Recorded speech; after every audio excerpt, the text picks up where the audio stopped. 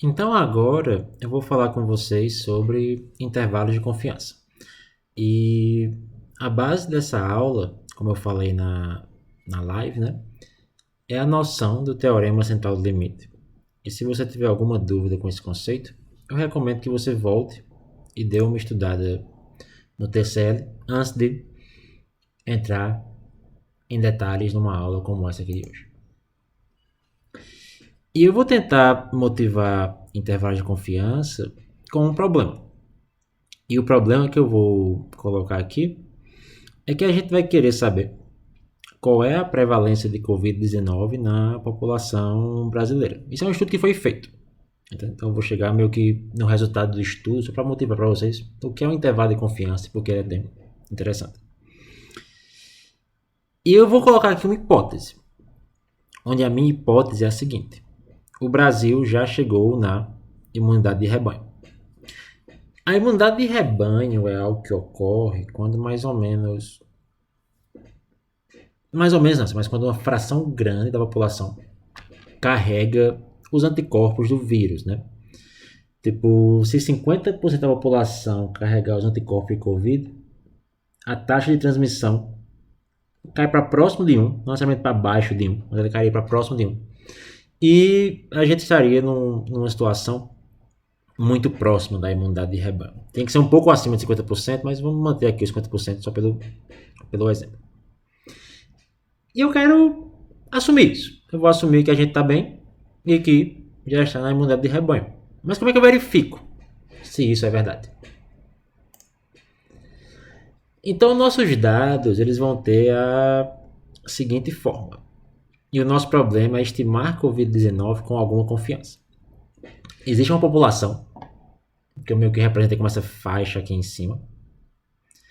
E essa população, a maioria é zero, que são pessoas sem anticorpos de Covid, e alguns são uns, que são pessoas com anticorpos de Covid. Então, positivo x igual a 1, negativo x igual a 0. Isso, como eu já falei rapidinho em outros vídeos, eu vou mostrar um pouco mais, é uma base de dados completamente normal, embora só tenha dois valores, 1 e 0. E nesse caso em particular, embora pareça um dado categórico, eu posso tratar como um dado numérico.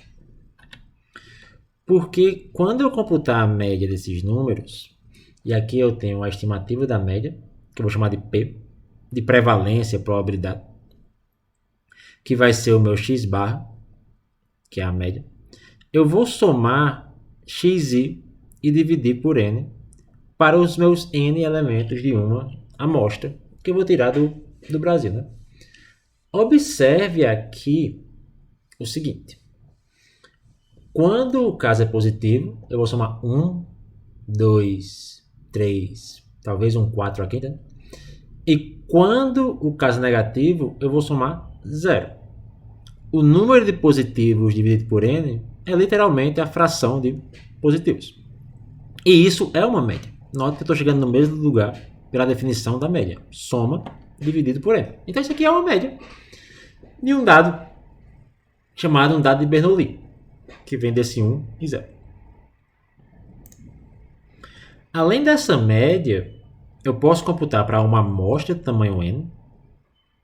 O tamanho da amostra não falei ainda aqui, mas vamos supor que seja 50 ou 30 pessoas. Então eu posso computar para uma amostra de tamanho n a variância e o desvio padrão. Lembrando que o símbolo da variância é o sigma ao quadrado. Isso aqui é na população, que vai ser aproximado pela variância da amostra, que é o nosso S ao quadrado, que é aquele 1 sobre n menos 1, xi menos a média ao quadrado. Para dados como esse em particular, isso é uma particularidade de dados que vêm de uma distribuição de Bernoulli, 1 e 0, eu posso também estimar a variância com esse P, 1 menos P. É mais fácil. E isso vem da seguinte propriedade, que a variância da minha variável aleatória ela é igual a média menos a média ao quadrado, que vai ser P menos P ao quadrado, que basicamente é P1 menos P. Propriedade que a gente já viu algumas aulas atrás, teve aquele vídeo meu que eu fiz ela na mão. Então, aqui eu tenho a forma de estimar a média variância. Lembrando que essa equação aqui é só para um caso particular de dados de Bernoulli. O que eu vou fazer com essa média e com essa variância? Eu vou querer saber o quão confiante eu estou na minha estimativa de Covid e se eu estou na imunidade de rebanho ou não, que é a minha hipótese. Então, vamos imaginar que será feita uma amostra representativa do Brasil. Onde representativa aqui quer dizer que a gente não cobriu todo o território brasileiro, cobriu as grandes cidades. Então, tipo, a qualidade da amostra vai impactar qualquer problema seu de ciência de dados. Se você faz um estudo de Covid apenas em uma cidade interior, não representa o Brasil, né? Então você tem que pegar uma base que cobre o Brasil todo. Ou, pelo menos assim, estratifica os territórios do Brasil, né? As cidades, estados, etc. E vamos lembrar que com a lei dos grandes números, as minhas estimativas, tanto da variância quanto da média, porque a variância também é uma média, né? Tipo assim, de certa forma, vão se aproximar da população. Então vamos supor aqui um N que é grande o suficiente, alguns milhares de pessoas, né? E eu vou estar perto do mundo real. Mas, beleza. Mas o número ainda não é o valor do mundo real. Né? Tipo assim, qual é o erro em cima desse número? Né? Tipo assim, qual é assim, vamos supor que caia 49%. Isso quer dizer que eu estou na imunidade ou não. Vamos supor que caia 48%. Vamos supor que caia 51%. Sabe? Isso tudo é um ponto. Eu quero colocar junto desse ponto uma noção de certeza. Que a gente chama de confiança, só porque certeza é uma palavra meio reservada na estatística. A gente não sabe a fração P no Brasil, assim, ninguém sabe, na verdade, né? Tipo, qual é essa fração real. E a gente tem que estimar isso com uma única amostra. Então vamos lembrar do teorema central do limite, né? O teorema central do limite, ele meio que fala assim, olha, se você faz várias amostras iguais, ou não iguais, mas similares, tipo assim, seguindo o mesmo modelo de amostragem, pegou o Brasil inteiro, um N de tamanho parecido, a média dessas amostras vai seguir uma distribuição normal. Agora é muito custoso para qualquer pesquisador fazer várias amostras do Brasil hoje. Por que eu queria fazer várias amostras do Brasil? Lembra que eu quero ter uma noção de certeza e incerteza. Se eu faço várias amostras do Brasil e computo vários P's, várias prevalências, eu vou ter uma distribuição de prevalências. Eu vou dizer assim, então, na verdade, a prevalência do Brasil está entre 1% e 3%. Porque eu tirei aquela distribuição amostral que parece uma normal, né? Agora, eu não consigo fazer essas várias amostras hoje. Mas a beleza do teorema central do limite, né? Tipo, como eu estou aqui com uma distribuição de médias e a minha fração é uma média, eu consigo aproximar aquela distribuição amostral usando apenas uma amostra. Isso aqui é muito bacana, né? Eu consigo fazer uma inferência como se eu tivesse feito milhares de amostras do Brasil usando uma amostra apenas. E eu vou ter essa noção de confiança em cima da minha amostra. Antes de continuar, esse estudo existe. Ele tem aqui os documentos, né? Ele foi publicado, foi feito em maio. Tem um certo argumento se vai repetir ou não. E note que tem todo um cuidado com uma boa amostra. Né? Assim, todo um estudo de cientista de dados, ele vai para o saco se você não faz uma boa amostra. E boa amostra é isso. Tem que pensar assim, o que é que pode afetar a minha variável? Entende? O Brasil é um país gigantesco, então tem que no mínimo cobrir o território, pegando as capitais e alguns interiores, né? E lembrando novamente do teorema central do limite, o que é que ele vai falar? Se fosse possível fazer um novo dataset, onde esse dataset na verdade é composto de médias, e essas médias foram retiradas de uma população, mesmo sem conhecer essa população, note que a população ela vai ter uma média própria e ela vai ter um desvio padrão próprio, que é o sigma. Entendeu? E se eu pego essas várias médias, entendeu? Então eu tirei 50 pessoas, peguei uma média. Mais 50 pessoas, peguei uma média. Mais 50 pessoas, peguei uma média. Que é essa setinha aqui, então. Se eu tirar a distribuição dessas várias médias, essa nova distribuição amostral, ou distribuição de amostragem, ou sampling distribution em inglês, vai seguir uma normal, que também é chamada de gaussiana. São dois nomes para a mesma coisa. E observe que a cara dessa normal tem uma média μ, mas eu consigo aproximar μ com a minha população, com a minha amostra única, que é a média. E tem uma variância sigma sobre raiz de n, que eu consigo aproximar com a variância da minha amostra também. Então eu sei a cara dessa normal com uma única amostra. Eu não preciso fazer essas várias amostras. Mas o grande sacado do Theorem Total Limit é que a PDF desse novo dataset, por assim dizer, que é uma coisa meio falsa, que eu nem vou construir ele, mas se eu construísse ele, é uma normal. O Teorema Total Limit ele vai falhar sim em alguns casos, tipo populações de média infinita e variância infinita, que eu sei que é algo que é difícil de você pensar, mas isso existe teoricamente, distribuições de probabilidade de média infinita e variância infinita.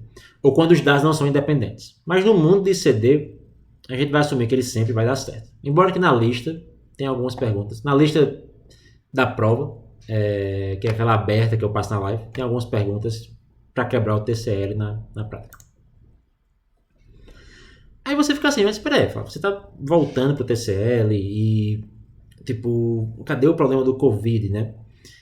Eu vou usar o TCL só para saber o quão certo eu estou da minha mensuração. E certo aqui, ou confiante, vai ser da seguinte forma. Caso fosse realizada uma outra amostra parecida com essa, ela teria propriedades similares a essa. E aqui é a probabilidade dessas propriedades, né? Porque na aula passada a gente viu que eu consigo tirar a média da distribuição amostral, usando a média da amostra.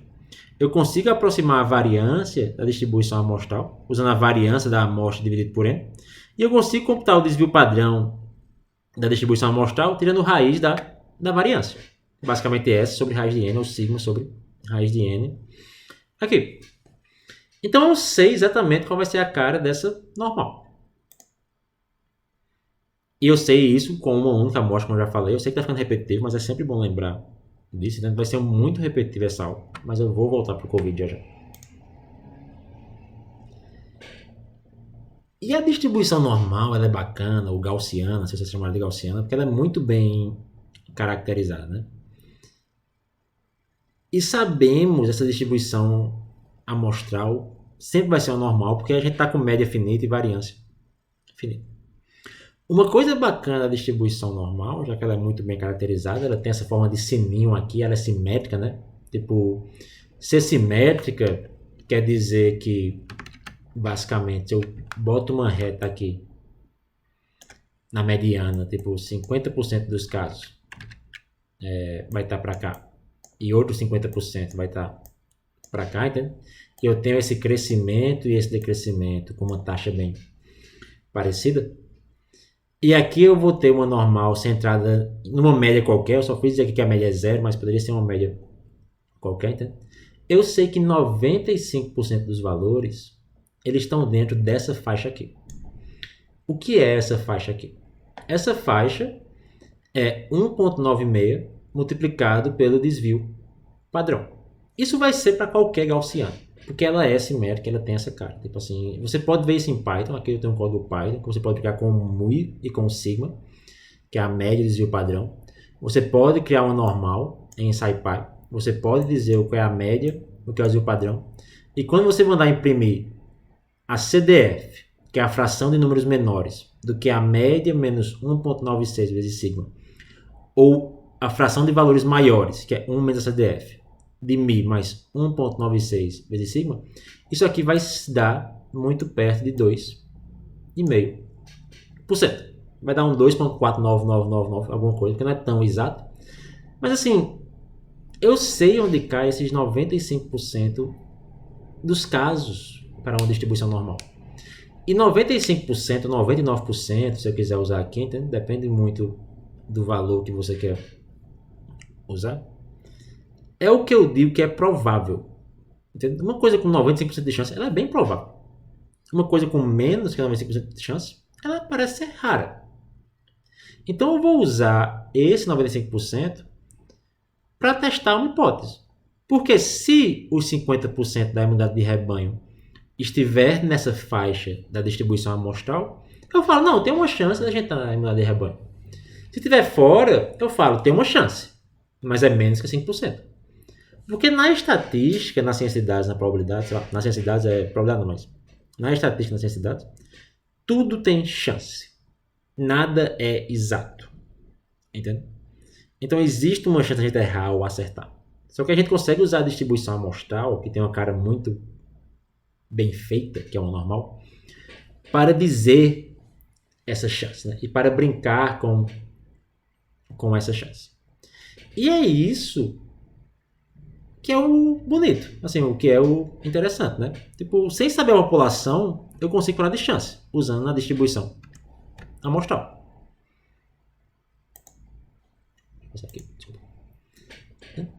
Então, se eu tenho a média e eu tenho desvio, eu vou construir o que é chamado de um intervalo de confiança.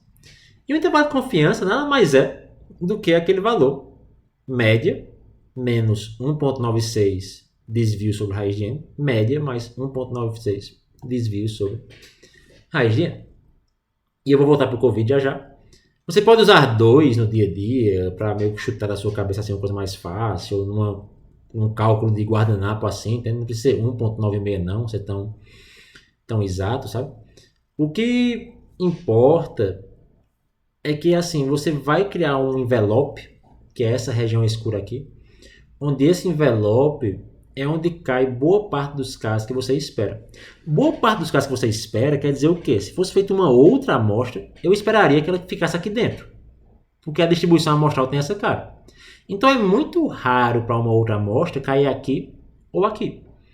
Então eu estou confiante na minha estimativa e eu estou confiante que eu não estou na imunidade de rebanho, porque seria muito difícil uma outra amostra chegar nos 50%, como a gente vai falar já. Então isso aqui é a conta que você pode guardar na sua cabeça para computar um intervalo de confiança, e você pode mudar esse 1,96, caso você queira, para ter intervalos maiores ou menores, mas vamos ficar com ele por um tempo.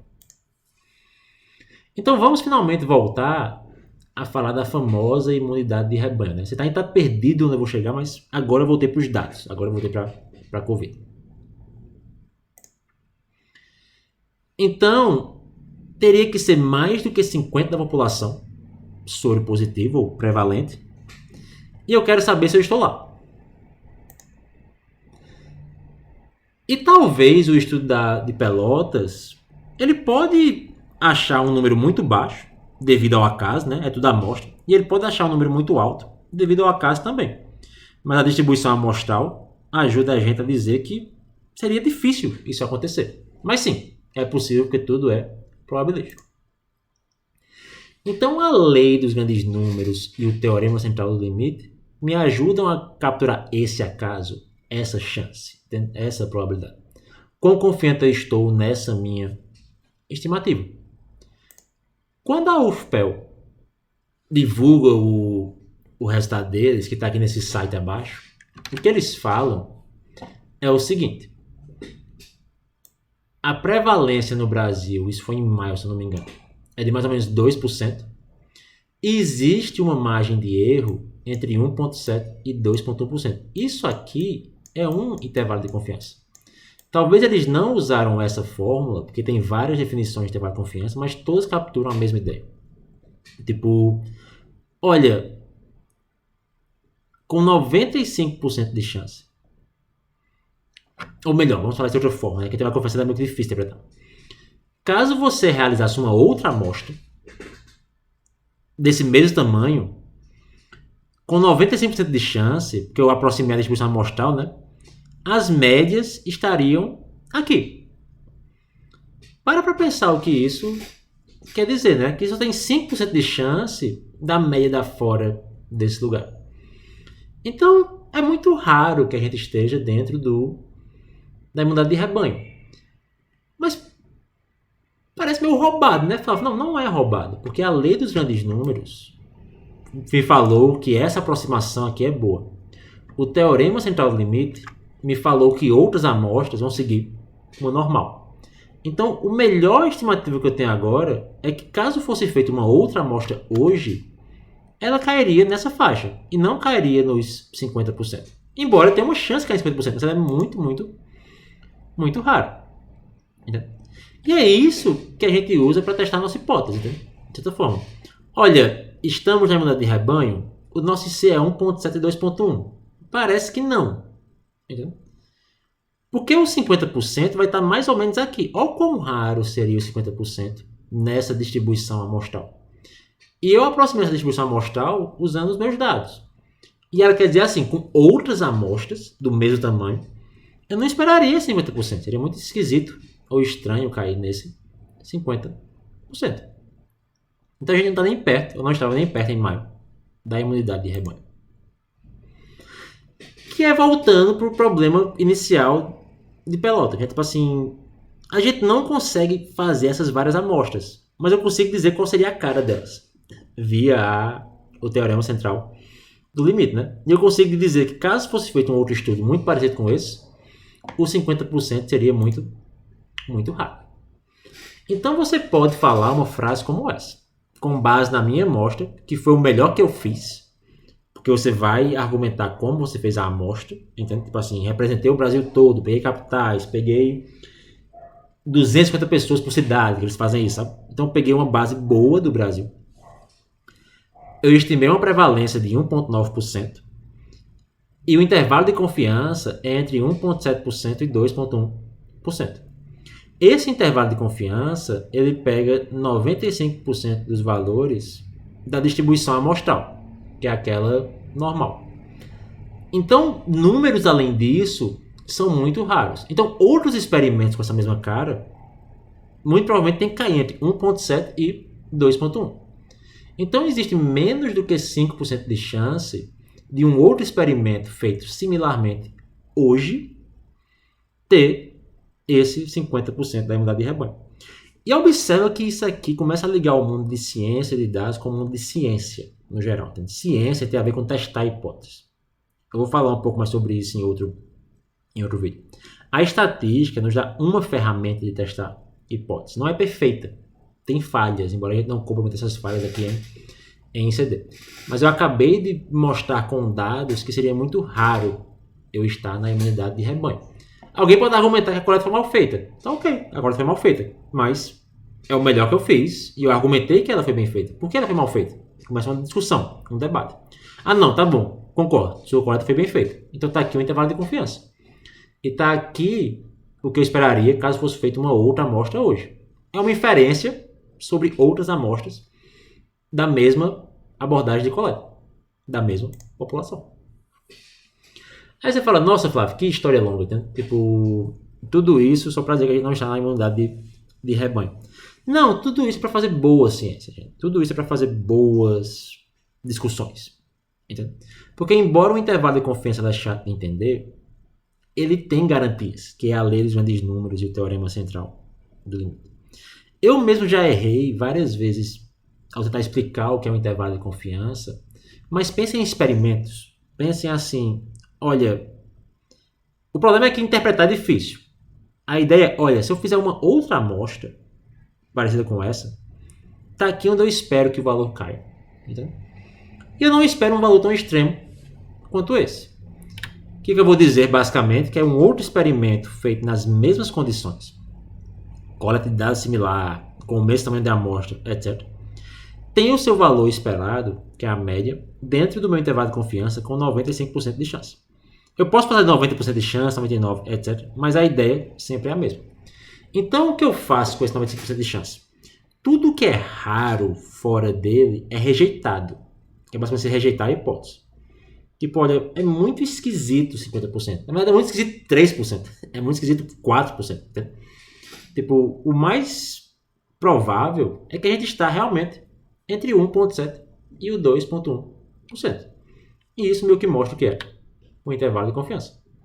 Eu vou falar um pouco mais sobre isso nos próximos vídeos. Obrigado.